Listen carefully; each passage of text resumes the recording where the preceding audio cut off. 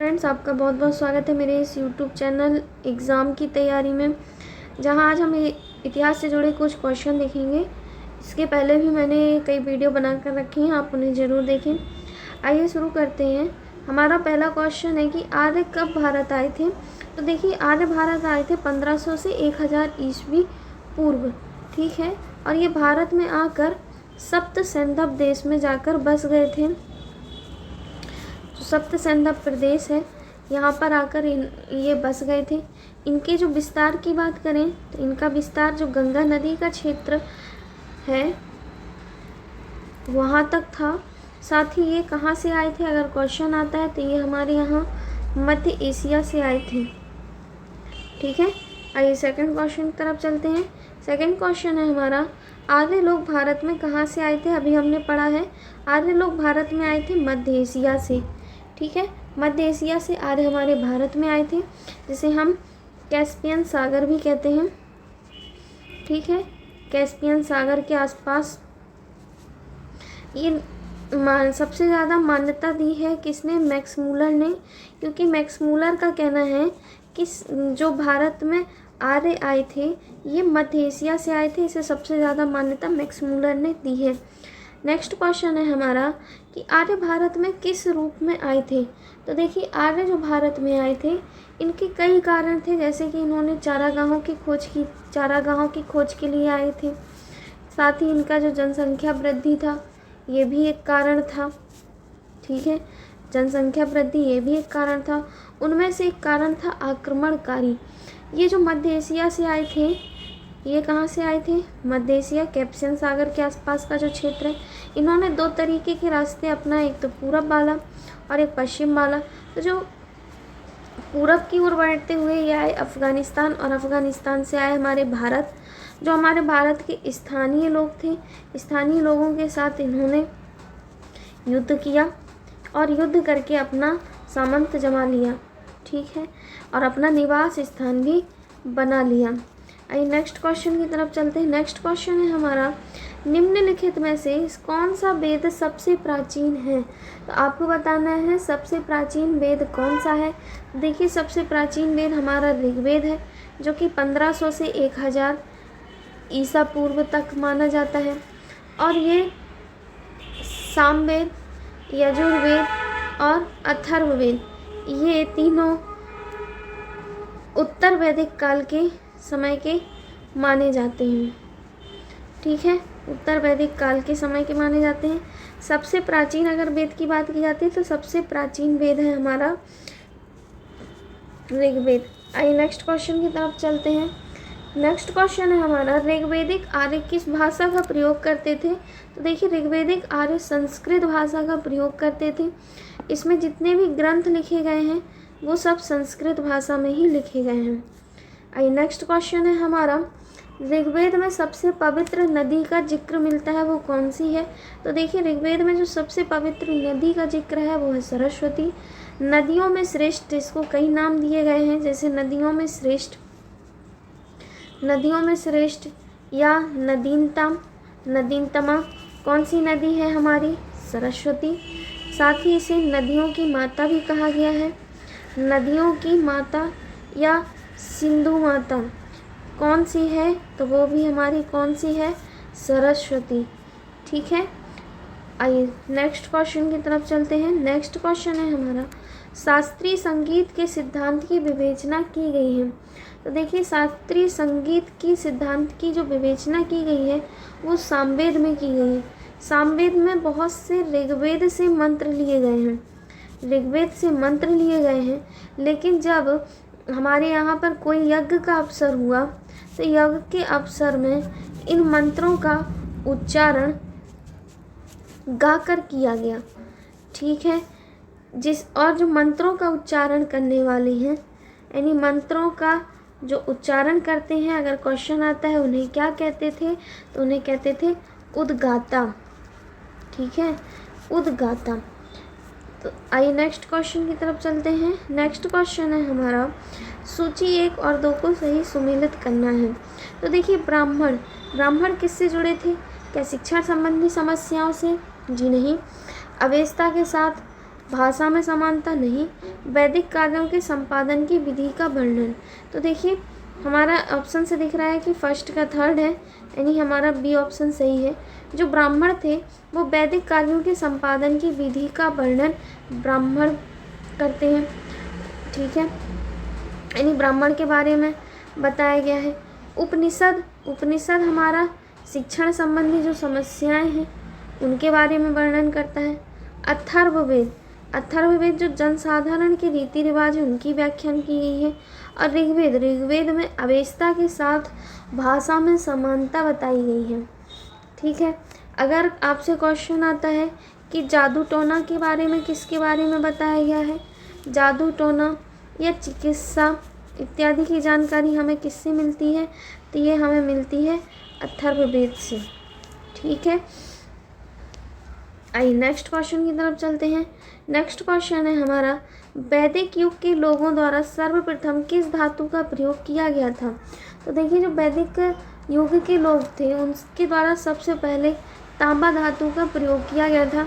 इसके अतिरिक्त और भी धातु थी जैसे चांदी, सोना, लोहा, इनका भी प्रयोग किया गया था, लेकिन ये तांबे का सबसे पहले प्रयोग किया गया था, ठीक है।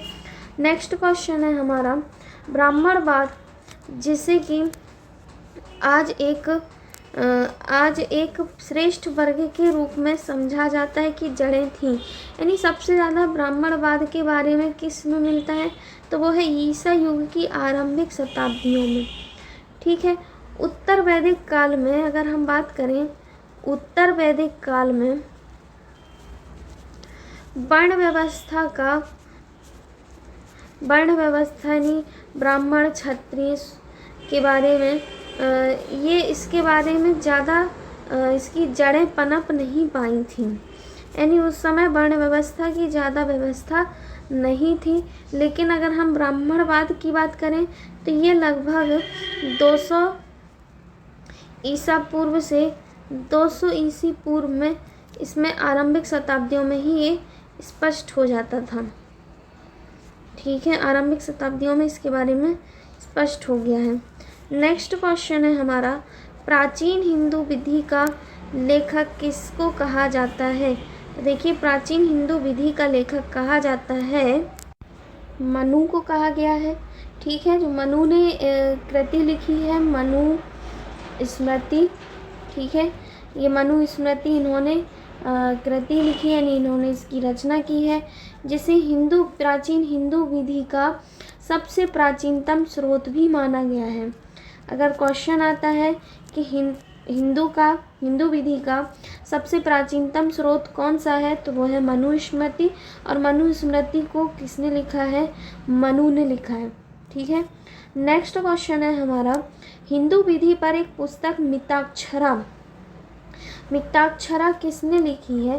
तो देखिए जो मिताक्षरा है ये लिखी है विज्ञानेश्वर ने, और विज्ञानेश्वर ने जो हमारे याज्ञवल्क्य जी हैं, ठीक है, इनकी स्मृति के आधार पर लिखी है, ठीक। और साथ ही अगर हम बात करें विश्वरूप व जो हमारे अपरार्थ हैं इन्होंने भी कृति लिखी है, ठीक है, इन्होंने भी टीका ग्रंथ लिखी हैं जो कि याज्ञवल्क्य जी की स्मृति के आधार पर है। नेक्स्ट क्वेश्चन है हमारा, वैदिक युग में, देखिए वैदिक युग में बहुविवाह प्रथा थी, बाल विवाह था, या विधवा पुनर्विवाह कर सकती थी, या अनुलोम विवाह स्वीकृत था। तो देखिए वैदिक युग में अनुलोम विवाह स्वीकृत था, क्योंकि उस समय वर्ण व्यवस्था नहीं थी, ठीक है। उस समय जो थी तो हमारे यहाँ वर्ण व्यवस्था नहीं थी, और इस कारण से यहाँ पर अनुलोम विवाह स्वीकृत था, यानी एक कास्ट का व्यक्ति दूसरे कास्ट में आसानी से शादी कर सकता था। यानी अगर पुरुष कनिष्ठ है, ठीक है, पुरुष अगर उच्च वर्ण का है, ठीक है, उच्च वर्ण का अगर पुरुष है तो वो कनिष्ठ वर्ण की स्त्री से शादी कर सकता था, ठीक है। नेक्स्ट क्वेश्चन है हमारा, वह सही तिथि या क्रम बताइए जिसने निम्नलिखित से भारत पर आक्रमण किया। तो देखो सबसे पहले हमारे यहाँ आए आर्य, ठीक है, आर्य के बाद आए यूनानी, यूनानी के बाद आए कुषाण, कुषाण के बाद आए हूण। ठीक, इसलिए हमारा राइट आंसर है इसका बी ऑप्शन।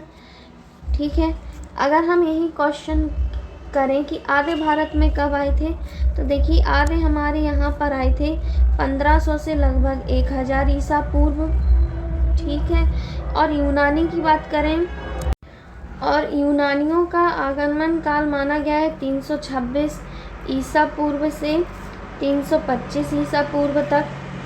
ठीक है, कुषाण की बात करें तो कुषाण और हूण इन सब का 460 ईस्वी में माना जाता है, जो कि स्कंद गुप्त के शासनकाल के समय पर आए थे हूण और कुषाण। ठीक है, नेक्स्ट क्वेश्चन है हमारा, स्कंद पुराण में जो गढ़वाल को किस नाम से जाना जाता है।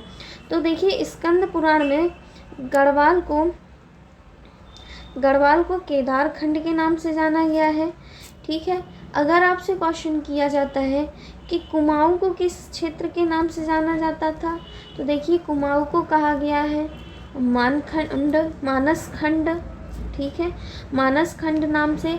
और अगर आपसे बोल दे कि गढ़वाल या कुमाऊं को किस नाम से जाना गया, तो वो है उत्तराखंड। ठीक है, नेक्स्ट क्वेश्चन है हमारा, शब्द निष्क का अर्थ वैदिक काल में आभूषण था, जिसका बाद में किस रूप में प्रयोग हुआ। तो देखिए जिसका बाद में प्रयोग हुआ वो है सिक्का, यानी निष्क जो है, तो निष्क शब्द पहले स्वर्ण आभूषण जो होते थे उनके लिए प्रयोग किया गया, बाद में इसी निष्क को हम सिक्के के रूप में यूज करने लगे। नेक्स्ट क्वेश्चन है हमारा, ऋग्वेद में वर्णित देवताओं के प्रमुख देवता कौन से हैं। तो देखिए ऋग्वेद में जो वर्णित है वो प्रमुख देवता है इंद्र। इंद्र को पुरंदर भी कहा गया है। ठीक है, और इन्हें विश्व का स्वामी भी कहा गया है। ऋग्वेद काल में अगर क्वेश्चन आता है कि विश्व का स्वामी किसे कहा गया है, तो वो है इंद्र। इन्हें वर्षा का देवता भी कहा गया है। अगर आपसे क्वेश्चन पूछा जाता है कि इनका अस्त्र कौन सा था, तो इनका अस्त्र है वर्ज। ठीक है, नेक्स्ट क्वेश्चन है हमारा, वैदिक देवता इंद्र ईश्वर थे। तो देखिए वैदिक देव जो इंद्र थे वो वर्षा एवं वज्र के देवता थे। ठीक है, आपने अच्छे से पता होगा, इन्हें देवतत्व भी कहा गया है, वर्षा का देवता भी कहा गया है। ऋग्वेद में अगर हम बात करें तो ऋग्वेद में कम से कम 250 सूक्तियाँ हैं जिनमें इंद्र के बारे में उल्लेख है। ठीक है, आई होप आपको वीडियो पसंद आई होगी। पसंद आती है तो लाइक शेयर और सब्सक्राइब करना ना भूलें। Thank you.